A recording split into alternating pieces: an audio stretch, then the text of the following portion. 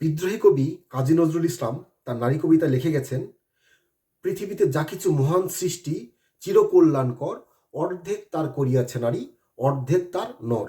উনি আরেকটি লাইনে লিখেছে, কোনো কালে একা হয়নি কো জয়ী, পুরুষের তরবালি শক্তি দিয়াছে, প্রেরণা দিয়াছে বিজয়ী লক্ষ্মী নারী। এই নারী হলো আমার মা, যার গর্ভে 10 মাস 10 দিন থেকে আমি পৃথিবীর আলো বাতাস দেখেছি।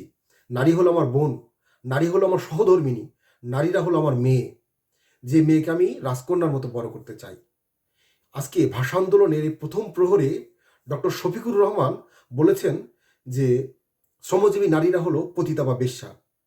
আমি তীব্র নিন্দা জ্ঞাপন করছি এবং অনুরোধ করব, কোনো রকম অজুহাত নয়, আমার আইডি হ্যাক হয়েছে, আমি জানি না কে করেছে, কোথায় থেকে করেছে, এইসব বাদ দিয়ে বাংলার মানুষ অনেক আপডেট, আপনার চাইতে অনেক আপডেট।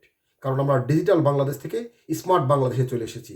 বাংলাদেশের সাধারণ মানুষ এখন হাতে হাতে মোবাইল ব্যবহার করতে জানে, কোনটা হ্যাক হওয়া আইডি, কোনটা অরিজিনাল আইডি সেটা আমরা সবাই জানি। সুতরাং কোনো অজুহাত না রেখে আমি অনুরোধ করব, আপনাদের ক্ষমা চাওয়ার অভ্যাস আছে, আপনি দয়া করে ক্ষমা চাবেন এবং ভবিষ্যতে এই মাকে তুলে কোনো রকম আজে বাজে কথা মন্তব্য করবেন না ইনশাল্লাহ। তাহলে বাংলার মানুষ আপনাদের কিন্তু সহজে ছেড়ে দিবে না। আজকে মিরপুরে ঝাড়ু মিছিলের পাল্লায় পড়েছে, মনে আছে তো? ভবিষ্যতে ঝাঁটার বাড়ি খাবেন। দয়া করে নারীকে তুলে, মাকে তুলে কোনো রকম কথা বলবেন না। সবাইকে ধন্যবাদ। জয় বাংলা।